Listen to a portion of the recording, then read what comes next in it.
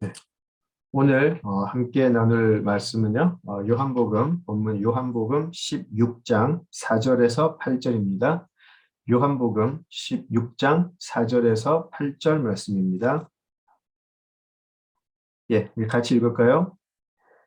오직 너희에게 이 말을 한 것은 너희로 그때를 당하면 내가 너희에게 말한 이것을 기억나게 하려 하며 처음부터 이 말을 하지 아니한 것은 내가 너희와 함께 있었음이라. 지금 내가 나를 보내신 이에게로 가는데 너희 중에서 나더러 어디로 가는지 묻는 자가 없고 도리어 내가 이 말을 함으로 너희 마음에 근심이 가득하였도다. 그러나 내가 너희에게 실상을 말하노니 내가 떠나가는 것이 너희에게 유익이라. 내가 떠나가지 아니하면 보혜사가 너희에게로 오시지 아니할 것이요 가면 내가 그를 너희에게로 보내리니 그가 와서 죄에 대하여 의에 대하여 심판에 대하여 세상을 책망하시리라. 아멘. 예, 다 함께 기도하시죠. 아버지 하나님, 오늘도 귀한 아버지 하나님의 말씀 나눌 수 있게 하여 주심 감사합니다. 성령 하나님 함께 하여 주시어서 나눔 속에 역사하시고 오직 아버지께서 예비하신 말씀만이 나누어질 수 있도록 통제하시고 이끌어 주시옵소서. 예수님 이름으로 기도드립니다. 아멘. 네, 오늘 우리 16장 4절에서 8절 함께 나눌 텐데요. 계속해서 우리 15장 1절 나는 참 포도나무요 내 아버지는 농부다 라고 시작하신 그 15장 1절의 말씀부터 연결을 해서 나누는 것이 좋겠습니다. 계속 연결이 되기 때문에 이것만 딱 띄어서 말씀 나누면 또 예수님의 말씀의 내용이 제대로 이해되지 않을 수도 있겠다 그런 생각이 듭니다. 우리 지난 2주 동안 우리는 예수님께서 말씀하신 임박한 환난, 핍박, 고난 그런 것에 대해서 말씀하시는 것을 우리는 지난 2주 동안 나누어 보았습니다. 15장의 전체 맥락에서 보자면 이런 것이죠. 예수님께서는 이제 곧 자신이 제자들을 떠나서 하나님께로 돌아가실 터인데 제자들에게는 예수님 자신 안에 거하라라고 말씀을 하시죠. 굉장히 좀 알쏭달쏭한 그런 내용이었는데요. 예수님 안에 거한다면 제자들에게 무엇이든지 원하는 대로 구하면 주겠다라는 그런 약속을 하시고요. 또 더 나아가서 예수님께서는 제자들을 내가 너희들을 친구라고 부르겠다라고 하는 당시 문화에서 가장 친근한 사이가 될 것을 말씀하기도 하셨습니다. 사실 그 내용 자체가 상당히 파격적이죠. 스승과 제자로 3년 정도를 지내고 있다가 이제 스승과 제자의 관계가 친구 사이로 변할 것이다 라고 한 것은 그 당시 문화로서는 혁명적인 내용이라고도 할 수가 있겠습니다. 굉장히 좋은 약속들이죠. 굉장히 값진 약속들이고요. 자, 그렇지만 또 이런 좋은 일만 약속된 것은 아니었죠. 16장 1절에서 4절에서 16장 1절에서 4절 사이에 보신 대로 예수님은 또한 그들이 출교를 당할 것이고 심지어 죽임까지 당할 수 있는 핍박을 경험할 것이다라고 말씀하셨어요. 한 손에는 너무나 귀한 약속이 있었지만 또 한 다른 손에는 또 겁이 날 수밖에 없는 두려울 수밖에 없는 그런 경고의 말씀도 하셨어요. 자, 이런 구체적인 핍박, 이런 박해, 이런 고난에 대해서 제자들은 많은 혼란을 가졌을 거예요. 그리고 지금 이 말씀을 접하는 우리들에게도 굉장히 큰 혼란을 가져다 줄 수 있지 않을까 생각이 듭니다. 왜냐하면 요즘 너무나 많은 교회나 믿는 사람들이 이 부분에 대해서 침묵하고 있기 때문에 그래요. 예수님은 분명히 엄청난 모든 기도하는 것이 응답될 것이며 내가 너희들을 친구라고 부르겠다라고 하는 그런 약속도 해주시지만 그러는 너희들에게 세상은 이제 핍박하러 올 것이다, 박해하러 올 것이다라는 말씀도 분명히 하셨는데 여기에 대해서는 많이 침묵을 한다라는 것이죠. 예수님은 분명히 말씀하셨어요. 종이 주인보다 크지 못하기 때문에 주인이 당한 모든 것 종도 당연히 당할 것이다 라는 말씀을 하셨어요. 우리가 피해갈 수 있는 것도 아니고 우리가 비껴갈 수 있는 게 아니죠. 반드시 겪어야 할 것인데 예수님께서는 자, 이런 핍박이나 박해가 올 때 당황하지 마라. 놀라지 마라. 그렇게 말씀을 하시죠. 자, 왜 그런가? 왜 그런가 하는 이유는 바로 아버지 하나님께 성령을 보내달라고 말씀을 하시겠다라는 내용이었죠. 성령이 오시기 때문에 세상은 우리를 박해하겠지만, 세상은 우리에게 고난을 가져다 주겠지만 우리는 이길 수 있을 것이다 라고 약속을 하시는 내용이에요. 어떻게 보면 예수님께서 15장에 하신 약속보다 지금 예수님께서 하시는 그 약속만한 것이 없죠. 예수님께서 가시지만 오히려 성령을 보내주시겠다라고 하는 그 약속이 어쩌면 모든 전세를 역전시키는 그런 키워드가 되지 않을까 싶습니다. 우리가 성령에 대해서는 많이 다른 기회를 통해서 배운 적이 있었고요. 많이 이야기를 했고요. 또 성령의 역할이 사실은 굉장히 많이 있어요. 사도행전을 통해서 보는 성령의 역할도 있고, 요한복음을 통해서, 누가복음을 통해서 우리가 성령의 여러 역할들을 또 사역의 내용들을 우리가 보게 되는데요. 그중에 특별히 지금 요한이 이 복음서에서 기록하는 성령의 역할, 중요한 역할은 이런 것이죠. 말씀을 해주시고 또 깨우치게 해주신다. 예수님의 가르침을 우리로 하여금 나중에 깨닫게 해주실 것이다 라는 아주 중요한 약속이죠. 우리에게 늘 고난이 닥칠 때마다, 혼란에 빠질 때마다, 힘들어할 때마다 예수님의 인도하심을 늘 깨우쳐 주실 거예요. 그리고 예수님을 따라가면, 예수님의 말씀을 따라가면 반드시 이 길은 실패하는 길이 아니라 이기는 길이다라고 약속을 해 주실 거예요. 격려를 해 주실 것이죠. 자, 만약에 우리가 사는 삶에 여러 가지 혼란이나 미혹이 닥치지 않는다면 모르겠지만 살아가는 이 삶 자체가 사실은 고난의 연속이죠. 고난의 연속이고 산다는 것 자체가 너무나 많은 미혹을 맞닥뜨릴 수밖에 없는 것이 또 사실이죠. 만약에 성령이 오셔서 우리에게 그런 예수님의 말씀을 깨닫게 해주시는 그런 역할을 감당해 주시지 않으면 저는 모르겠어요. 이 제자들이 지금 느끼는 당혹감이나 그런 절망감 너무나 당연한 것이 아닐까 싶어요. 성령의 약속이 없다면 정말 이 세상 살아가는 것이 너무나 힘들 것 같아요. 너무나 어렵고 힘들 것 같아요. 세상의 고난이라는 것이, 세상이라는 것이 생긴 후부터 쉬지 않고 변하고 계속되고 있죠. 그런 고난의 내용 자체가 구체적으로 변할 수는 있어도 우리 하나님의 교회라면 반드시 겪어야 할 피할 수 없는 운명이라고도 할 수가 있겠습니다. 지금 예수님께서 말씀하신 그런 물리적인 가해를 받지는 않아도 우리는 여러 형태의 고난을 반드시 겪어내야 하는 것이 성경이 가르쳐주는 중요한 진리다라고 할 수 있겠습니다. 몇 주 전에도 잠시 말씀을 드린 것 같은데요. 우리가 신앙생활에서 이 고난이라는 것을 좀 실체 없이 좀 모호하게 이야기할 때가 굉장히 많이 있어요. 고난을 겪어야 한다. 어떠한 고난이라도 이겨내고 예수님을 따르겠다. 그렇게 이야기는 많이 하는데 너무나 좀 구체적이지 않다. 그냥 조금 더 심하게 말하면 너무나 낭만적으로 우리가 고난을 이야기한다. 그런 느낌을 많이 받게 되었습니다. 그렇지만 만약에 우리 각자가 진짜 힘든 고난을 겪게 된다면 그것도 신앙 때문에 겪어야 하는 고난이라면 어떻게 우리가 반응을 할까? 그런 질문이 늘 마음속에 있어요. 휴거라는 소설을 읽어보셨는지 모르겠어요. 그 영화로도 나왔던 기억이 나는데 그런 소설이나 영화가 나와서 우리 신앙인들에게 경각심을 주기도 했고 긴장하기도 하고 뭐 그렇게 했지만 또 동시에 또 성경과는 좀 관계없는 좀 공포감 비슷한 그런 걸 주기도 했었죠. 고난이라는 것을 어떻게 우리가 표현하느냐에 따라서 우리 신앙의 모습이 굉장히 달라질 수 있어요. 휴거와 같은 그런 것을 우리의 고난의 모습으로 생각을 한다면 우리의 삶은 늘 그런 조금 왜곡된 종말론적으로 치닫을 수가 있어요. 늘 음모론에 시달리게 되고요. 늘 우리가 살아가는 세상의 여러 가지 이야기를 잘못된 성경관으로 해석해내기 시작을 해요. 그리고는 엉뚱한 이단으로 빠지기도 하죠.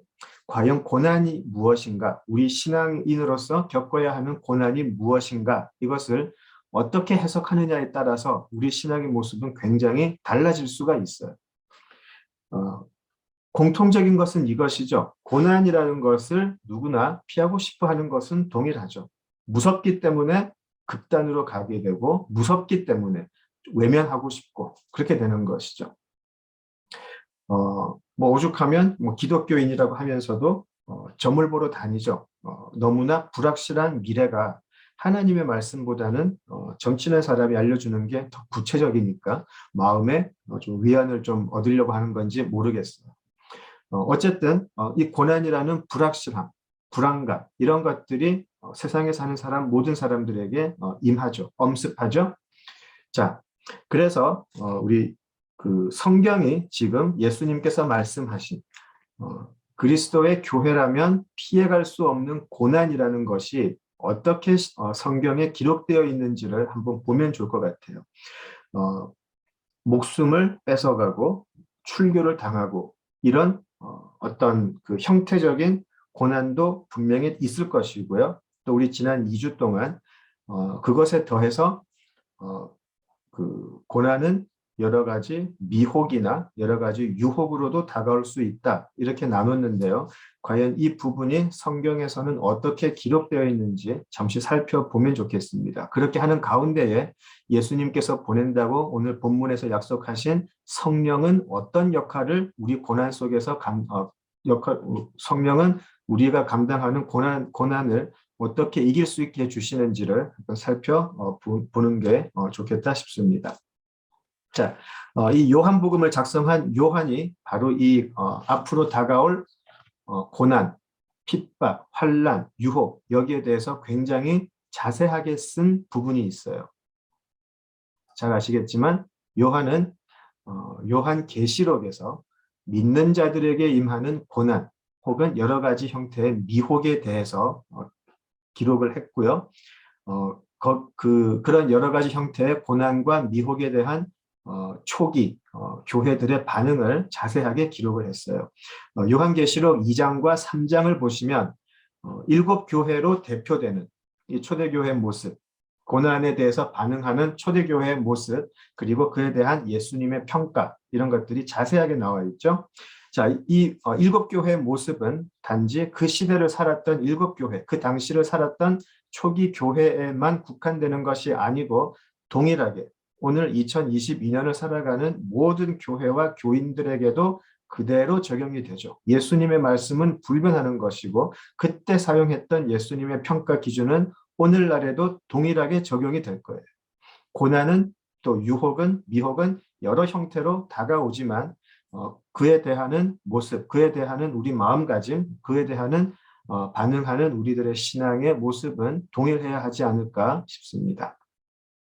우리가 살고 있는 이 시대 교회들이 이 요한계시록 2장과 3장에 나오는 교회들의 모습을 참 잘 섞어 닮았다라는 생각을 하게 돼요. 성경을 잘못 해석하시는 분들이 요한계시록의 7교회는 마치 세대별을 나타내는 거다. 그래서 우리는 지금 라우디게아 교회 시대를 살아가고 있고 에베소 교회는 초대교회들을 이야기하고 이런 세대주의라 그러는데요. 이런 세대주의적 해석을 하는 분들이 계세요. 굉장히 신기하게도 이 세대주의 해석이 한국 교회에 너무 오랫동안 지금 남아 있어요. 아직까지도. 굉장히 잘못된 해석이고요. 우리는 지금 7교회를 시간별로 나누어서 살아가는 그런 시대를 사는 것이 아니고 어떠한 시대에 어떠한 교회에도 이 7교회 모습은 늘 같이 있어요. 이게 정확한 요한계시록의 해석이에요.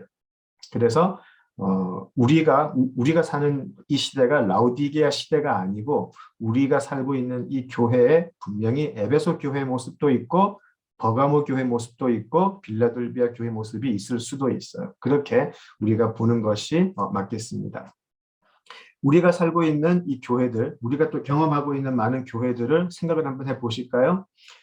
에베소 교회를 닮았지만 에베소 교회의 어떤 정통이나 역사 그런 것들을 닮았지만 첫사랑의 열정을 잃고 자신들의 전통이나 자신들의 방식만이 옳다라고 주장하는 곳들이 분명히 있어요. 많이 있어요. 사대교회처럼 남들이 볼 때, 야, 저 교회는 정말 살아있다. 저 교회는 대단한 일들을 행한다라고 칭찬을 받는 그런 교회들도 많이 있어요. 번창하고 부흥하는 것 같죠? 그러나 예수님의 평가는 그러나 실상은 너희들은 죽은 교회다라고 그렇게 혹독한 판단을 받는 교회도 분명히 있을 거예요. 지금 이 시대에. 또 두아디아 교회를 보시면 이런 평가를 하시죠. 너희들은 사랑도 있고 믿음도 있고 섬김도 참 열심히 한다. 그리고 나중 행위가 처음보다 더 크다. 무슨 말이냐면 처음의 시작은 참 약했는데 가면 갈수록 너희들이 하는 일들은 참 커진다. 너희들의 행동은 대단하다. 그런 평가를 하시죠. 짧은 시간에 아주 큰 성장을 한 한국 교회가 받는 칭찬 같아요. 자, 그런데 예수님께서는 그런 두아디라 교회를 이렇게 또 책망하세요. 너희들 가운데에 이세벨을 용납했다. 이세벨이 교회에 들어와서 우상의 재물을 먹고 너희들도 같이 먹자고 미혹을 하는데 너희들은 그냥 여기에 넘어갔다. 그래서 예수님께서는 이런 책망을 하세요. 너희들 지금 회개하지 않으면 너희들이 한 그대로 갚아주겠다라고 하는 아주 무서운 말씀도 하세요. 자, 그러나 아시겠지만 서머나 교회나 빌라델비아 교회는 칭찬과 격려의 말씀만 들어요. 물론 이들에게 둘 다 칭찬을 듣지만 또 이들에게 이들이 닥칠 앞으로의 고난의 내용은 또 달라요. 서머나 교회는 잘 이겨냈지만 앞으로 어떤 순교와 같은 죽음의 고난도 임할 것이다. 그러나 죽도록 충성할 때 생명의 면류관을 주겠다. 그런 말씀도 하시고요. 빌라델비아 교회는 이런 굉장히 재미있는 약속도 하세요. 지금은 너희들을 핍박하는 자들이 나중에 너희들에게 와서 너희들에게 오히려 절할 것이다. 굉장히 영광된 약속이죠. 너희들을 핍박하는 자들이 나중에 도리어 와서 너희들에게 절하고 너희들을 통해서 나를 섬기게 될 것이다. 작은 능력이지만 큰 능력으로 너희들은 예수를 배반하지 않아서 장차 하나님 성전의 기둥이 되게 하겠다. 그런 놀라운 약속도 하세요. 자, 그래서 같이 칭찬을 받는 서머나 교회와 빌라델비아도 사실 앞으로 다가올 일들은 다 달라요. 7 교회가 각기 다른 고난 또 각기 다른 유혹을 겪었어요.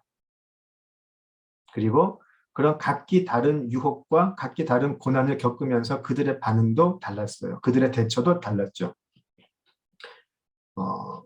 그들의 겪었던 고난의 모습이나 형태는 달랐지만 어쨌든 그 고난이라는 것 자체는 아주 실제적인 것이었어요.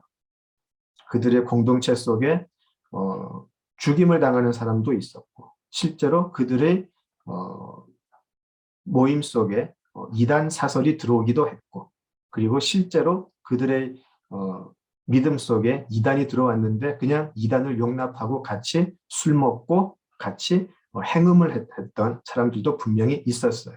모든 고난과 유혹이 실제적으로 다가왔었다라는 것이죠. 그래서 아까 잠깐 말씀드렸지만 이 고난이라는 것을 우리는 절대로 낭만적으로 모호하게 그렇게 이야기해서는 안 된다라는 사실이죠. 영적 싸움이라는 것은 먹느냐 먹히느냐의 싸움이지 한번 그냥 겪으면 한번 해볼 만한 그런 싸움이 결코 아니라는 것이죠.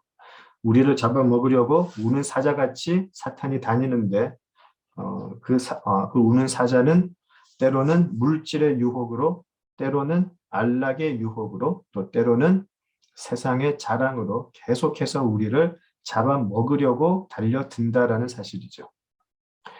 특별히 물질의 유혹 앞에서 넘어지는 기독교인들 무수히 보아왔어요. 물질의 유혹 앞에서 정말 장사 없더라고요. 자신이 물질의 욕심에 완전히 씌어버렸는데도 불구하고 가장 슬픈 거는 자신은 그것을 모르고 있다는 사실이죠. 자, 이 부분이 가장 무서운 부분이에요. 나는 지금 어떠한 욕심에 씌여 있는데 모른다라는 것이죠. 자신이 하는 모든 삶의 행동이 합당하게 느껴지고 당연하게 느껴지고 까딱 잘못하면 자기를 낭떠러지에서 떨어뜨리게 하는 유혹인데 오히려 이것을 하나님의 은혜, 축복으로 알고 즐기더라는 것이죠. 자, 그때 예수님께서는 이런 약속을 하세요. 내가 성령을 보내겠다. 우리만 있으면 우리는 분명히 유혹에 넘어가요. 우리만 있으면 우리는 분명히 우리 목숨을 위협하는 칼에 굴복해요. 그게 우리들의 본성이기 때문에. 그래서 예수님께서는 지금 오늘 우리 읽은 요한복음 본문에서 그렇기 때문에 우리를 너무나 잘 아시기 때문에 임박한 고난 앞에서 성령을 약속하세요. 예수님은 약속하신 성령을 통해서 고난과 핍박과 유혹의 시간을 지나는 우리들과 함께 하시겠다라는 것이죠. 그렇죠?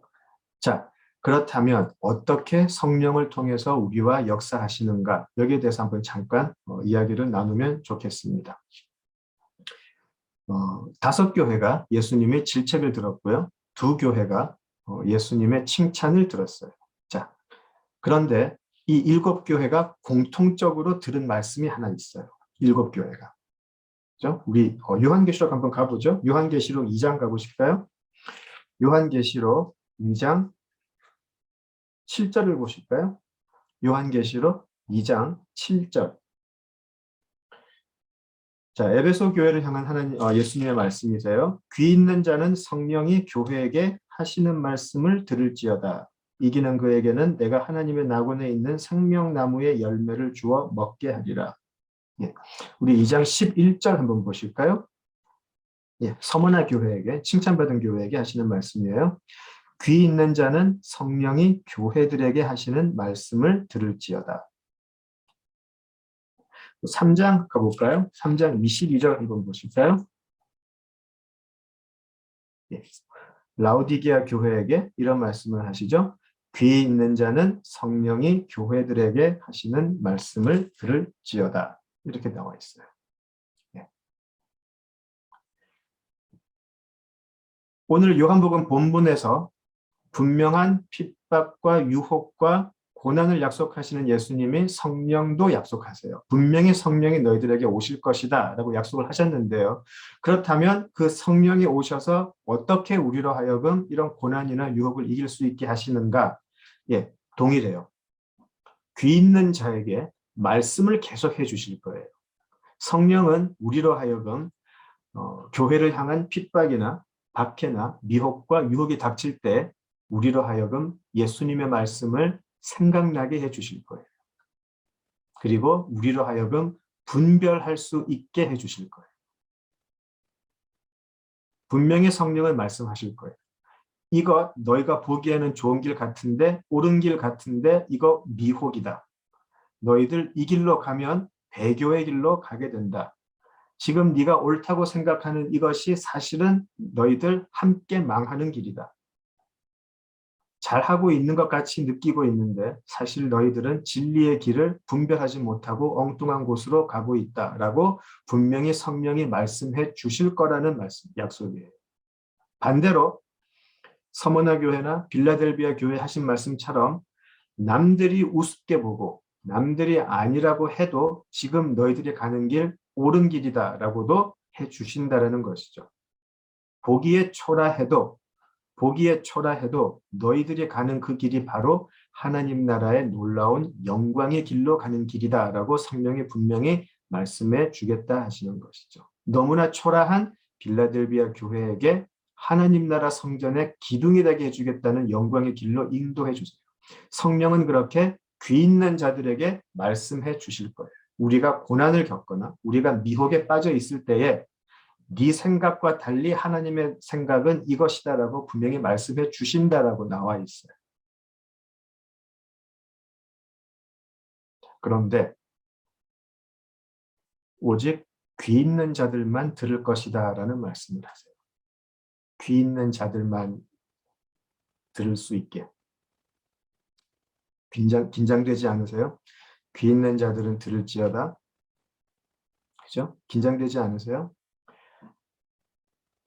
누가 뭐래도 전통이 있고 정통한 에베소 교회였지만 성령께서는 회개하지 않으면 촛대를 옮겨버리겠다라고 하세요. 너희들 회개하지 않으면 촛대 옮겨버린다. 그런데 에베소 교회 안에서 귀 있는 자만 이 성령의 경고를 듣고 회개할 수 있다는 거예요. 들을 귀가 없는 자들이 에베소 교회에도 있게 돼버려요. 처음은 모두가 들을 귀가 있었겠지만 시간이 지나면서 자기의 고집, 자기의 편견, 자기의 자랑 이런 것들로 인해서 점점 성령이 말씀하시는 것에 대해서 둔감해진다라는 것이죠. 사대교회도 마찬가지예요. 누가 뭐래도 부족한 것 없고 성장하고 열심히 너무나 살아있는 교회 같은데 예수님은 그렇게 성령을 통해서 말씀하세요. 너희들은 도대체 온전한 행위라고는 찾아볼 수 없는 죽은 교회다라고 이야기하죠. 그런데 사대교회에서는 이 들을 귀가 있는 사람들이 얼마나 있었는지 모르겠어요. 침묵하고 계시면서 끝까지 침묵하고 계시면서 팔짱 끼고 계시면서 너희들 끝까지 어디까지 가는가 보자 이렇게 지켜보시는 예수님이 아니라는 말씀이죠. 늘 성령을 통해서 말씀하세요. 성경 공부를 통해서 기도를 통해서 항상 성령은 말씀하세요. 너희들 지금 성경 공부라고 모여서 그러고 있는데 그게 무슨 말씀 공부냐? 너희들끼리 자랑질하는 거 아니냐? 성령은 이야기하세요. 그런데 우리의 들을 귀가 없기 때문에 우리는 그것을 분별하지 못한다는 것이죠. 그러나 적은 능력으로 복음의 능력을 나타내는 빌라델비아 교회는 성령께서 격려하세요. 너희들 너무나 귀하다. 너무나 잘하고 있다. 남들이 알아주지 못해도 계속 그 길로 가라. 빌라델비아 교회 안에 있는 귀 있는 자들은 그 성령의 음성을 듣고 끝까지 지켜내는 길을 갔을 거예요. 자, 이 들을 귀 있는 자만 성령의 음성을 들을 수 있다는 것이 사실 우리가 이때까지 공부했던 요한복음에도 계속 나왔어요. 기억나시나요? 계속 나왔었어요. 성령이 말씀하시는데 듣는 자는 굉장히 적더라는 것이죠. 요한복음 다시 한번 돌아가 보시죠. 요한복음 14장 가실까요? 요한복음 14장 한번 가보시죠. 요한복음 14장 19절에서 24절 한번 같이 보십니다. 요한복음 14장 19절에서 24절 같이 보시죠. 14장 19절에서 24절입니다. 조금 있으면 세상은 다시 나를 보지 못할 것이로되 너희는 나를 보리니 이는 내가 살아있고 너희도 살아있겠습니다. 그날에는 내가 아버지 안에 너희가 내 안에 내가 너희 안에 있는 것을 너희가 알리라. 나의 계명을 지키는 자라야 나를 사랑하는 자니 나를 사랑하는 자는 내 아버지께 사랑을 받을 것이요 나도 그를 사랑하여 그에게 나를 나타내리라. 가룟이 아닌 유다가 이르되 주여 어찌하여 자기를 우리에게는 나타내시고 세상에게는 아니하려 하시나이까. 예수께서 대답하여 이르시되 사람이 나를 사랑하면 내 말을 지키리니 내 아버지께서 그를 사랑하실 것이요 우리가 그에게 가서 거처를 그와 함께 하리라. 나를 사랑하지 아니하는 자는 내 말을 지키지 아니하나니 너희가 듣는 말은 내 말이 아니요 나를 보내신 아버지의 말씀이니라. 예. 다시 말씀드리면 이제 예수님께서 아버지께로 돌아가시고 난 후에는 예수님 안에 거하는 자들에게만 성령이 나타나실 거예요. 왜냐하면 여기 보신 것처럼 21절 후반에 내 아버지께 사랑을 받을 것이요 나도 그를 사랑하여 그에게 나를 나타내리라. 오직 예수님께서는 이제 십자가 죽음 이후에는 예수님 안에 거하는 자들에게만 나타나실 거예요. 예수님 안에 거하는 자들에게만 성부와 성령이 함께 거처를 마련하실 거예요. 그러니 예수님 안에 거하지 않는 사람은 성령의 말씀을 애초에 들을 수가 없다라는 것이죠. 그래서 요한 복음 14장에서 16절에 나왔던 이 말씀의 내용이 지금 요한계시록 2장 3장에서 계속해서 이야기하는 귀 있는 자들은 들으라라고 하는 말과 이렇게 연결이 돼요. 그래서 15장 1절로 다시 생각해 보시면 왜 예수님께서는 떠나시는 마당에 자꾸만 내 안에 거하라라는 좀 이율배반적인 것 같은 말씀을 하실까? 분명히 떠나간다고 하시면서 오히려 내 안에 거하라는 왜 이상한 말을 자꾸 하실까? 그것이 사실은 요한계시록 2장 3절을 보면은 이해할 수가 있어요. 왜냐하면 너희들은 분명히 고난과 핍박의 자리를 지나가야 할 터인데 그때 너희들은 성령의 음성을 듣고 핍박의 시간을 이겨내야 한다라는 것이기 때문에 그래요. 어떻게 핍박과 고난의 시간을 이겨내나요? 어떻게 유혹을, 미혹을 분별해내나요? 오직 성령의 음성을 들음으로. 그 성령의 들음은 내가 예수 안에 거함으로 들을 수 있다는 거예요. 성령은 보편적으로 나타나지 않으세요. 모두에게 들리고 모두에게 보이는 것이 아니라는 것이죠. 두려운 말씀이라고 생각하지 않으세요? 성령이 오시고 성령이 말씀하시지만 오직 들을 귀가 있는 자만 그 음성을 듣는다는 것 굉장히 무섭게 들리지 않으세요? 우리가 이 사실 굉장히 망각하고 있는 것 같아요. 너무 가볍게 여기고 있는 것 같아요. 교회 출석한다고 해서 귀 있는 자라고 생각하는 오해를 할 수 있다는 것이죠. 교회 출석하고 내가 예수 안에 거한다는 것은 사실은 관련이 있을 수도 있고 없을 수도 있어요. 기독교인으로 살아가는 우리에게 나에게 성령의 음성을 들을 귀가 있나 없나는 굉장히 긴장되고 두려운 말씀입니다. 그 성령을 통하지 않고서는 우리는 성경을 읽을 때 하나님의 말씀 제대로 분별하지 못해요. 그 분별하지 못한 여러 가지 부작용들 우리가 얼마나 많이 보고 있어요.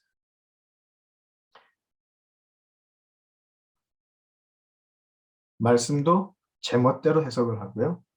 자신의 감정이나 개인적 편견 같은 것을 신앙의 이름으로 포장하는 거 우리 자주 보아왔잖아요. 부끄럽지만 저도 그렇게 많이 했었던 것 같아요. 많이 했었어요. 겁도 없이. 오직 내가 살아가는 신앙의 방식만이 100% 하나님의 뜻에 맞게 살아가는 거다. 그런 정말 말도 안 되는 확신이 있었던 것 같아요. 무엇보다 특별히 영적인 지도자라고 하는 사람들이 그런 모습을 보이게 되면 너무나 두려운 것이죠. 그런 사람들을 믿고 따라가는 사람들을 완전히 엉뚱한 곳으로 이끌어가는데 이끌고 가는 자나 또 그 사람들에게 이끌림을 받는 자들이나 분별 없기 때문에 함께 망하는 것은 마찬가지이기 때문인 것이죠. 그런 사람들 생각하면 사실 이런 내용이 생각이 나요. 너무 지나친 거 아닌가 그렇게 말씀하실 수도 있겠는데요. 제가 마태복음 23장 13절, 15절 한번 보실까요? 14절이 아마 없음으로 나와 있을 거예요. 마태복음 23장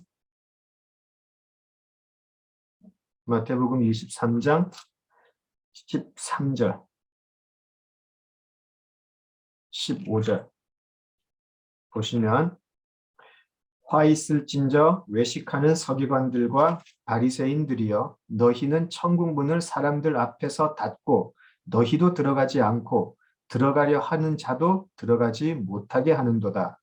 화 있을진저 외식하는 서기관들과 바리새인들이여 너희는 교인 한 사람을 얻기 위하여 바다와 육지를 두루 다니다가 생기면 너희보다 배나 더 지옥 자식이 되게 하는도다. 너무 심한 것 같으세요? 요즘 이런 생각이 자주 들어요. 자기만 망하지 왜 같이 자꾸 망하려고 저러나. 분별하지 못하는 결과는 지옥의 자식이에요. 너무나 무섭다고 생각하지 않으세요? 분명히 예수님 서기관들이나 바리새인들 그들은 분명히 천국을 소망하고 하나님 바라는 신앙이 있었겠죠.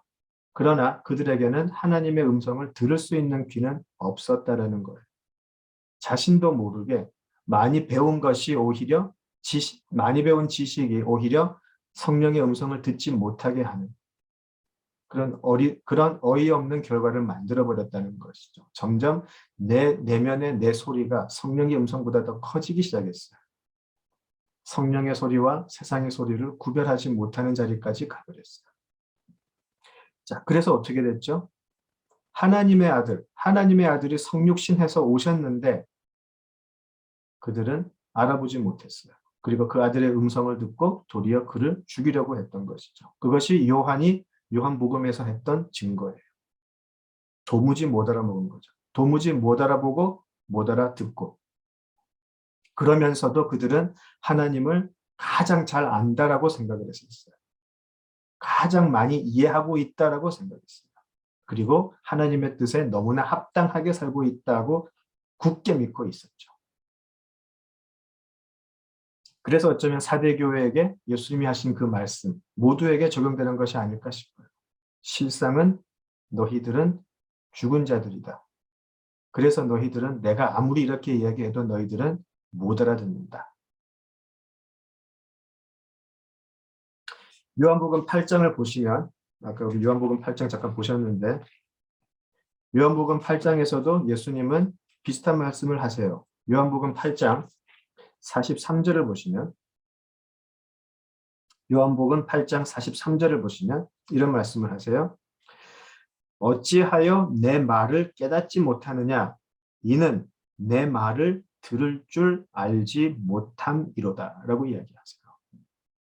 너희들 왜 이렇게 내가 하는 말 못 알아들을까? 많이 배웠으면서 선하게 살고 있으면서 왜냐하면 너희들은 들을 귀가 없기 때문에 내가 아무리 말해도 너희들은 알아듣지 못한다라는 말씀이죠. 제 자신한테도 동일하게 이 질문을 늘 하게 돼요. 나는 정말 성령의 음성을 들을 귀가 있는 사람인가? 이 음성을 듣고 나는 정말 분별할 수 있는가? 성경 말씀을 읽고 해석하는 가운데에서 정말 성령의 인도하심을 받고 있는가? 아니면 지금 내가 가진 이 신앙 생활이라는 것이 오늘을 살아가는 이 신앙의 모습이 내 고집이나 내 편견의 산물은 아닌가? 늘 긴장되고 늘 고민하게 돼요. 특별히 매주 말씀을 나누는 입장에서 이 질문은 항상 괴로워요. 항상 괴롭고 더 힘들어져요. 신앙의 이름으로 하는 많은 행위들이 우리가 신앙의 이름으로 자신 있게 하는 많은 행위들이 오히려 성령께서 보실 때 죽은 행위이고 오히려 이세벨의 유혹에 빠져서 우상에 절하고 있는 것은 아닐까? 어쩌면 우리는 큰 착각에 빠져 살아가고 있는 것은 아닐까? 우리는 너무나 영적인 분별력을 잃고 살아가는 것은 아닐까? 요즘 들어서 너무나 고민이 많아지게 돼요. 지금 이 요한계시록에서 보셨듯이 성령은 교회에게 계속해서 말씀하고 계세요. 한 번도 이 교회가 고난이나 핍박이나 유혹에서 자유로웠던 적은 없어요. 그렇다면 성령 역시도 한 번도 그 교회에게 말씀하시는 것을 쉰 적이 없어요. 교회가 핍박의 시간을 지날수록 유혹의 시간을 지날수록 성령은 어쩌면 더 크게 말씀하고 계셨을 거예요. 그래서 오늘 우리가 읽었던 요한복음 16장 4절을 보시면 성령께서 오셔서 하시는 중요한 것이 있죠. 다시 가보실까요? 요한복음 16장 오늘 본문 다시 가시면 16장 4절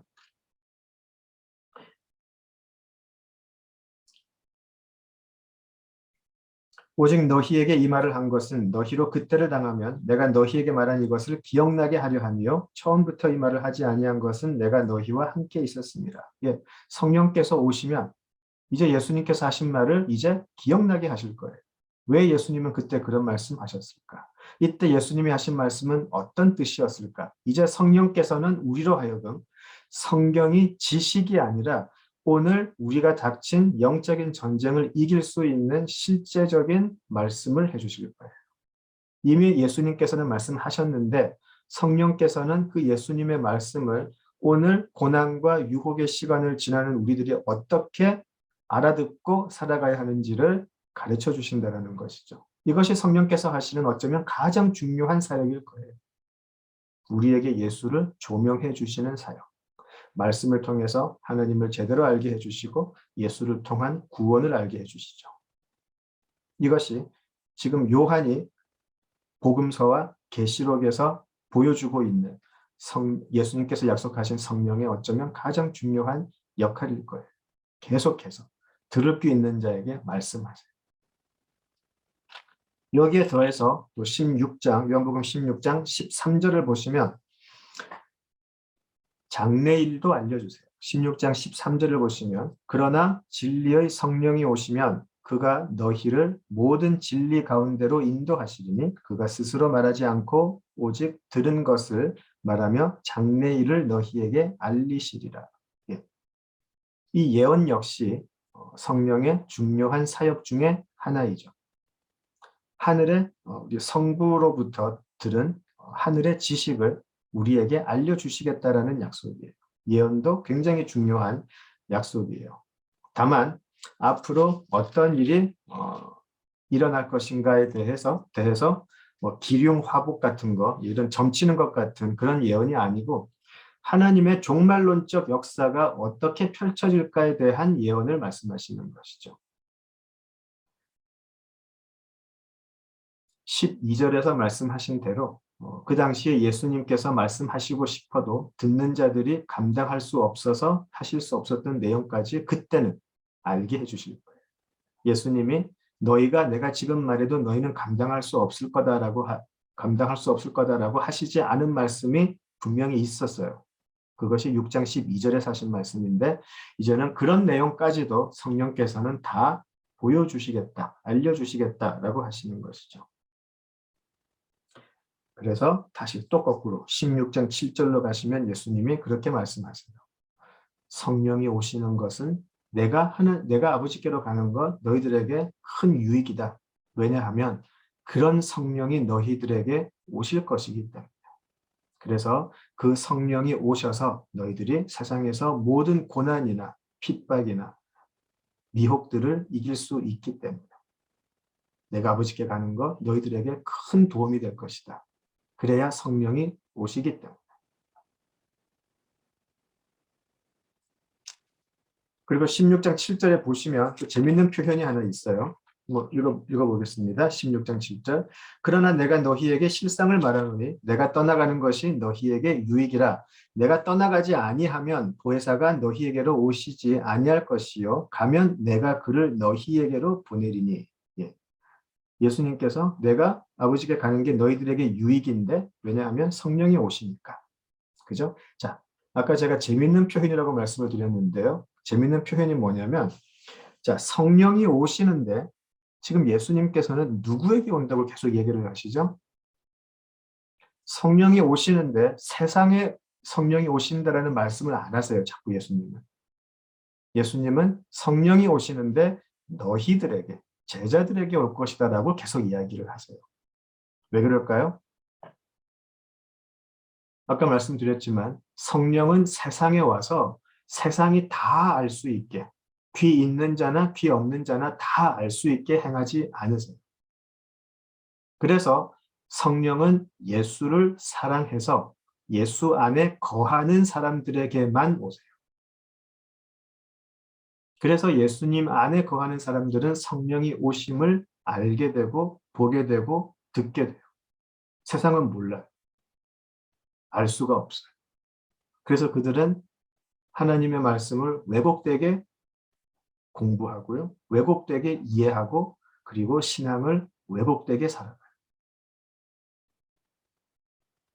귀 있는 자들이 되어서 교회에 하시는 말씀을 분명히 알아듣고 분별해내는 사람이 있나 하면 성령이 오시는지 알지도 못하기 때문에 모두가 자기 마음대로 복음을 해석하고 자기 마음대로 신앙생활을 해나가게 되는 것이죠. 그런 사람들에게는 예수님께서 성령을 통해서 너희들을 지켜내겠다 약속하지 않으세요. 조금 전 14장 19절 이후에서 보셨듯이 성령은 그렇게 믿는 사람이건 믿지 않는 사람이건 모두가 보게 역사하지 않으세요. 이거는 예수님께서 분명하게 하신 말씀이에요. 제자들은 이해를 못했어요. 세상이 다 보게 멋있게 역사하시지 왜 우리에게만 보이십니까? 제자가 물어보죠. 유다가 물어봐요. 왜 우리에게만 보이시려고 하십니까? 예수님의 대답은 무엇이었죠? 성령은 나를 사랑해서 내 안에 거하는 자에게만 임하신다. 나를 사랑하는 자에게, 내 계명을 지키는 자에게 아버지와 성령이 거처를 정하실 터이고 그 사람들에게만 보이실 거다. 예수님 밖에 있는 사람들에게는 성령은 관심이 없으실 것이다. 라는 말씀. 그래서 성령의 예수를 조명하세요. 예수님 안에 거하는 자에게 오셔서 계속해서 예수가 누구인지, 예수의 말씀이 어떤 뜻인지 계속 조명하시고 증명하실 거예요. 그래서 성령은 제자들에게 더 많은 진리, 예수님께서 말씀으로 하시지 못했던 그런 모든 것까지 다 알리시면서 이제 그 성령의 음성을 들은 제자들은 어떻게 변해가나요? 예수님의 증인이 되는 것이죠. 예수는 살아있다. 하나님은 살아계시며 그 아들 예수가 이 땅에 오셔서 우리의 죄를 대속하셨고 그는 지금 살아계신다라는 증인이 된다라는 것이죠. 이것이 제자의 삶이고 신자의 삶이에요. 우리 삶에서 각자 여러 가지 모습으로 살고 있지만 우리가 지금 같이 성경 공부를 하고 있는 우리 한 사람 한 사람이 다 자기가 속한 자리에서 증인이 된다는 것이에요. 무슨 증인이요? 성령이 말씀하시는 것에 증인이 돼요. 이제 왜 예수님께서 15장을 참 포도나무 비유로 시작하셨는지 보이시나요? 왜 예수님 안에 거하라 떠나시는 분이 왜 내 안에 거하라라고 하셨는지 연결이 되시나요? 장차 다가오는 믿음의 시련이나 고난 이런 것들을 맞서 싸울 수 있는 유일한 길은 예수 안에 거하는 것이에요. 그래야 성령이 오시기 때문에. 우리는 우리 힘으로 절대로 이 세상에 가져다주는 고난이나 유혹, 미혹 같은 거 이길 수 없어요. 우리 힘으로 절대로 되지 않아요. 그것을 우리 힘으로 하려고 해보는 것이 바로 종교라는 것이죠. 수행도 해보고 여러 가지 도덕적인 삶을 살아도 보고 그것이 우리는 철학이자 종교라고 그래요. 우리는 왜 종교가 아닐까요? 살아계신 예수님이 살아계신 성령을 보내시기 때문에 그렇죠. 그리고 우리는 오직 그 성령의 힘으로 세상을 이기기 때문에. 성령의 음성을 듣는다고 여러 선교단체나 그런 곳에서 여러 영성 프로그램 같은 거 많이 돌리고 기도하는 방법이 나오고 훈련하고 하는데 그 열심은 참 좋아요. 그 열심은 참 좋은데 예수 안에 거함이 없는 그런 방법은 또 하나의 종교적인 행사가 돼요. 예수님께서 지금 성령이 오시는데 가장 중요하게 말씀하셨던 것은 그런 종교적인 프로그램이 아니고 내 안에 거하라는 것이었어요.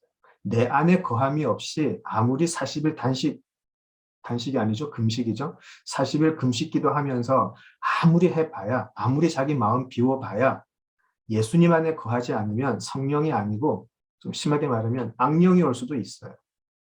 예수님이 말씀하신 것은 그런 게 아니고 내 안에 거해라. 내 안에 거해라. 우리가 예수 안에 거하는 것이 어떤 것인지는 우리가 몇 달 전에 나눴는데요. 그거 없이 자꾸만 이상한 프로그램 참여하고 그런 거 제발 좀 안 하면 좋겠어요. 그런 건 무당들이나 하는 것이죠. 무당들은 접신하기 위해서 구슬하죠. 짐승 잡죠. 잡도 타죠. 그 사람들도 얼마나 기도 열심히 많이 하는데요. 우리 기독교 신앙은 그런 싸구려 신앙이 아니죠. 우리 믿음은 창조주 하나님이 사람의 몸으로 오셔서 우리를 너무나 사랑하셔서 인간의 죽음을 몸소 겪으시면서 우리 죄를 대속하시고 부활하신 그 죽음을 이기시는 살아있는 소망이고요. 또 살아있는 그런 하나님의 약속이에요. 자, 이제 그 성령이 세상에 오셔서 이제 많은 것을 우리에게 알리시고 또 행하실 터인데 16장 8절에서 말하듯이 죄에 대하여, 의에 대하여, 그리고 심판에 대하여 세상을 책망하시는 부분이 있어요. 세상이 무엇을 어떻게 왜 잘못하였는지를 이제 폭로하신다라는 말씀이죠. 제자들은 이 책망을 듣고 이제 이에 대한 증인으로 서게 될 거예요. 16장 8절 이후의 내용은 우리 다음 주에 조금 더 자세히 나누기로 하고요. 우리 모두가 예수 안에 거한다는 그 은혜, 예수 안에 거함의 은혜, 또 성령의 음성을 들을 수 있는 은혜가 임하기를 진심으로 기원합니다. 그리고 듣고 끝나는 게 아니고 성령의 권면에 우리 삶의 방향을 맞추어서 끝까지 싸워서 예수님이 그렇게 말씀하신 끝까지 싸워서 이기는 자가 될 수 있도록 끝까지 싸워서 이기는 자가 될 수 있도록 함께 이기는 자가 될 수 있기를 진심으로 기원을 합니다. 예, 오늘 여기까지 하겠습니다. 같이 기도하시죠. 아버지 하나님, 참으로 하나님 앞에 구하는 것, 우리들에게 성령의 음성을 들을 수 있는 귀 있는 자 되는 것입니다. 우리가 세상의 소리를 또 성령의 소리를 분간하지 못하는 그 어둠의 자리에 있지 않게 하시고 오직 성령께서 들려주시는 말씀 우리가 분별하여 우리가 겪을 수밖에 없는 고난이나 미혹이나 유혹을 능히 이겨낼 수 있게 하여 주시옵소서. 예수님 이름으로 기도드립니다. 아멘.